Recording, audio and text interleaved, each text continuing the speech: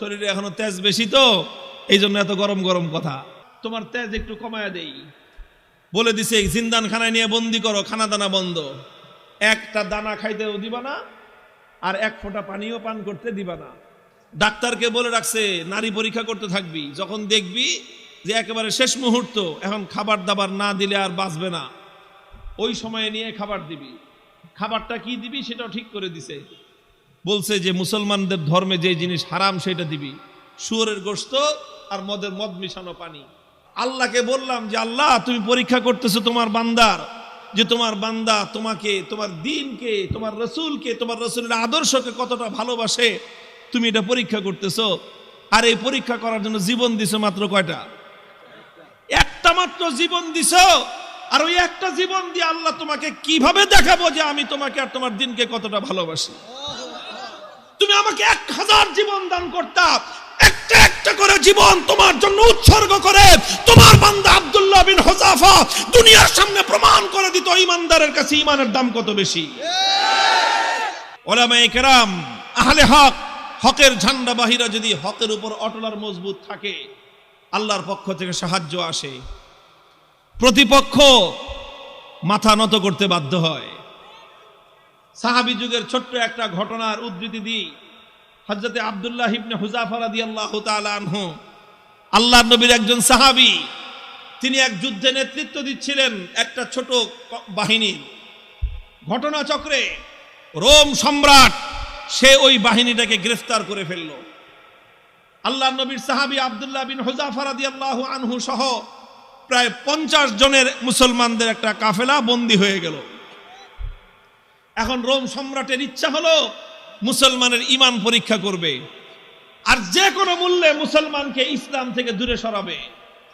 এই জন্য প্রথমে আব্দুল্লাহ বিন হুযাফাকে ডেকে নিয়ে অফার দিল, অফার, লোভ দেখাইলো, বলল তুমি ইসলাম গ্রহণ করো, বিশাল অপ্রতিরোধ্য বিশাল সাম্রাজ্য, পৃথিবীর সুপার পাওয়ার রোম সাম্রাজ্যে তোমাকে বিশাল বড় ক্ষমতাবান পদ দিয়ে দিব, মন্ত্রিত্ব দিয়ে দিব, আর আর তোমাকে আমার মেয়ে বিয়ে দিয়ে দিব।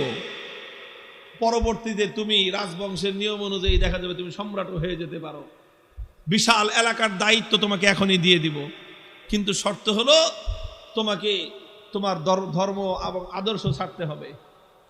এই কথা যখন বলেছে, আব্দুল্লাহ ইবনে হুযাফা রাদিয়াল্লাহু আনহু রাগে ক্ষোভে অগ্নিশর্মা হয়ে, কোন কোন বর্ণনার মধ্যে এসেছে রোম সম্রাটের দরবারে দাঁড়িয়ে রোমান সম্রাটকে তিনি লক্ষ্য করে বলেছেন, ইয়া কালবার রোম, হে রোমের কুকুর। রোমের সম্রাট যখন তাকে ধর্ম ত্যাগের, ইসলাম ত্যাগের পরামর্শ দিয়েছে, তখন তিনি রোম সম্রাটের রাজ দরবারে দাঁড়িয়ে সম্রাট বলে নয়, রোমের কুকুর বলে সম্বোধন করে বলেছেন, মুসলমানের ঈমান এত কম দামি জিনিস না। সম্রাট মনে করলো শরীরে এখনো তেজ বেশি তো এই জন্য এত গরম গরম কথা। এত গরম গরম কথা, তোমার তেজ একটু কমায়া দেই বলে দিছে, জিন্দান খানায় নিয়ে বন্দি করো, খানা দানা বন্ধ, একটা দানা খাইতেও দিবা না আর এক ফোঁটা পানিও পান করতে দিবা না। ডাক্তারকে বলে রাখছে নারী পরীক্ষা করতে থাকবি, যখন দেখবি যে একেবারে শেষ মুহূর্ত, এখন খাবার দাবার না দিলে আর বাঁচবে না, ওই সময়ে নিয়ে খাবার দিবি। খাবারটা কি দিবি সেটাও ঠিক করে দিছে, বলছে যে মুসলমানদের ধর্মে যে জিনিস হারাম সেটা দিবি, শুয়োরের গোশত আর মদ মিশানো পানি। ঠিক তাই হয়েছে। আব্দুল্লাহ বিন হুযাফা সহ না খেতে খেতে যখন মরণাপন্ন প্রায়, তখন একেবারে জীবন বাঁচানোর জন্য তাদেরকে খাবার দেওয়া হয়েছে। খাবার কি? শুয়োরের গোশত আর মদ মিশানো পানি। আব্দুল্লাহ বিন হুযাফা রাদিয়াল্লাহু আনহু চিন্তা করলেন, শরীয়তের মাসলা অনুযায়ী এই পরিবেশে জীবন বাঁচানোর জন্য সামান্য পরিমাণ শুয়োরের গোশত খাওয়া জায়েজ, জীবন বাঁচানোর জন্য। এটা তো আছে, ইল্লা ফামানিস্তুররা ফি মাখমাসাতিন গায়রা মুতাজানিফিল লিইসমিন ফাইন্নাল্লাহা গফুরুর রহিম।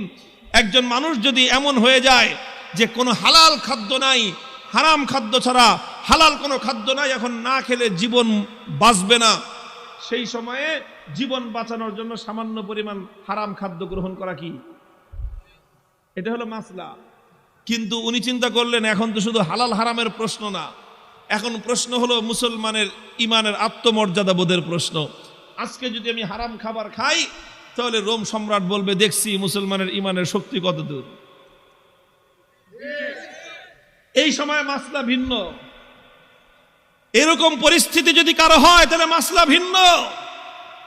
খাবার খাওয়া হালাল জীবন বাঁচানোর জন্য, এটা যেরকম মাসলা, আর কেউ যদি হারাম খাবার না খেয়ে মৃত্যুকে আলিঙ্গন করে নেয় তাহলে সেই মৃত্যু হলো আফজালুস শাহাদা, সর্বশ্রেষ্ঠ শহীদি মরণ।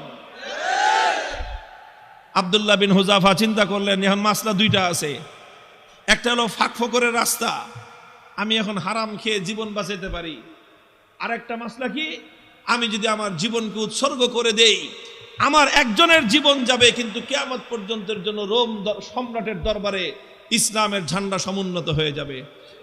সম্রাট বলবে যে মুসলমানের ইমান বাপরে বাপ, জীবন যেতে পারে কিন্তু মুসলমান ইসলামের গৌরব ভুলুণ্ঠিত হতে দেয় না। তিনি খান নাই, লাথি মারছেন একটা, এক লাথিতে সমস্ত শুয়োরের গোশত আর মদের পাত্রগুলো ভেঙ্গে চূর্ণ বিচূর্ণ হয়ে গেছে। এখন সম্রাট ডাক্তারের কয় কিরে তুই না কইলি জীবন বলে বাঁচবে না, তেজ দিকে এখনো অত। ডাক্তার কয় আমাদের ডাক্তারি মতে তো এত তেজ থাকার কথা না, এটা তো ডাক্তারি মতের তেজ না, এটা তো ইমানি তেজ। এই তেজ এটা শরীরের তেজ না, এটা রূহের তেজ। এটা শরীরের শক্তি নয়, এটা আত্মার শক্তি। যে ইমানদার আল্লাহর ইমান, আল্লাহর উপর আস্থা এবং ভরসাকে দুনিয়াদারদের সামনে মাথা উঁচু করে দাঁড় করাবার চেষ্টা করে, আল্লাহ পাক তার আত্মার মধ্যে অফুরন্ত শক্তি দান করেন। আব্দুল্লাহ বিন হুযাফা যখন এটা করলেন, এবার রোম সম্রাট বলে যে দুইবার খেললাম, দোনো খেলায় হারছি। দুইবার হলো না? প্রথমবার লোভ দিছে, জিতছে না হারছে? দ্বিতীয়বার খাওয়ান দাওয়ান বন্ধ করে টাইট দিছে, জিতছে না হারছে? এবার কয় ফাইনাল খেলা, খেলা হবে। কি খেলা? ফাইনাল খেলা হবে। কার সাথে?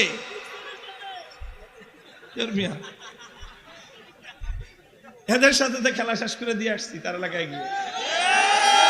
ওখানে কোনো খেলা নাই, এখানে তো অফার করেছি আসো, আমাদের দুয়ার সবার জন্য উন্মুক্ত, বন্ধুত্বের হাত প্রসার করে দিয়েছি আমরা। তোমরা ভুল করতে পারো, আমাদের দায়িত্ব হলো তোমাদের ভুল শুধরে দেয়া। রোম সম্রাটের সাথে খেলা হবে আব্দুল্লাহ বিন হুযাফার। একজন হলো সম্রাট আর একজন তার একজন বন্দী, তার জিন্দানখানার কয়েদি আর একজন সম্রাট। খেলা হচ্ছে ফাইনাল খেলা। রোম সম্রাট বলল এবার একদম দেখবো চূড়ান্ত যে ইমানের তেজ কোন পর্যন্ত হয়। যতজন বন্দী বিশাল বিশাল ড্যাগের মধ্যে পানি গরম করছে, ফুটন্ত গরম দাউ দাউ লেলিহান শিকার আগুন, সেই আগুনের মধ্যে ড্যাগ বসাইছে, বিশাল বিশাল ড্যাগ, খাজা বাবার ড্যাগের মতো। খাজা বাবার ড্যাগ দেখছেন?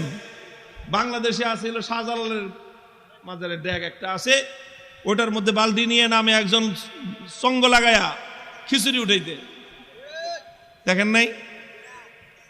এরকম বিশাল ড্যাগ, একটা মানুষ যেন আপাত মস্তক সেই ড্যাগের মধ্যে ডুবে যেতে পারে, এত বড় বড় ড্যাগ বানাইছে।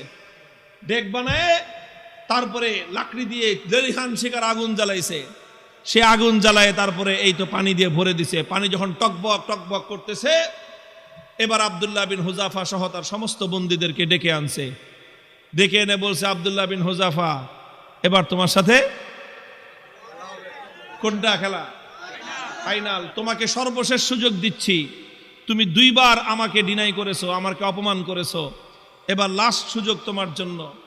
এই যে দেখো গরম পানি, কথা মানবি আর নাহলে একটা একটা করে এই গরম পানির মধ্যে ছাড়বো, আর পানির মধ্যে ছাড়ার সাথে সাথে দেখবা মৃত্যু কত বিভীষিকাময়। আব্দুল্লাহ বিন হুযাফা নির্বিকার, কোনো কথা বলেন না। সম্রাট বলছে জল্লাদকে ওর সামনে থেকে তার একজন সঙ্গীকে নিয়ে তার চোখের সামনে গরম পানিতে ছেড়ে দাও। ঠিকই আব্দুল্লাহ বিন হুযাফা রাদিয়াল্লাহু তাআলা আনহু একজন সাথীকে নিয়ে গরম পানির মধ্যে ছেড়ে দেওয়া হলো। মুহূর্তের মধ্যে বিভৎসভাবে তার মৃত্যু হলো, তিনি শাহাদাত বরণ করলেন। চোখে তাকায় দেখলেন কিচ্ছু, কোনো কথা নাই। এবার বলল যে এবার ওরে ধরে নিয়ে যাও। আব্দুল্লাহ বিন হুযাফা রাদিয়াল্লাহু তাআলা আনহুকে এবার ধরে নিয়ে যাওয়া শুরু করলো। বাদশা খেয়াল করতেছে যে মনোভাবটা কি চেঞ্জ হয় কিনা, একটু অন্তত ভয় পায় কিনা। একটু ভয় পাইলেও মনে করবে যে যাক কোনো রকম মর্যাদাটা রক্ষা পাইছে, ফাইনাল খেলা ড্র ঘোষণা করে দেওয়ার একটা ধান্দা খুঁজতেছে। যখন আব্দুল্লাহ বিন হুযাফাকে নিয়ে যাওয়া হচ্ছে, ইতিহাসের কিতাবগুলোর মধ্যে লেখা হয় ওনার চোখ দিয়ে দরদর করে পানি পড়তে আরম্ভ করলো। তো বাদশাহ মনে করছে কাম হয়েছে, মনে হয় কাজ হয়েছে, মনে হয় ভয় পাইছে।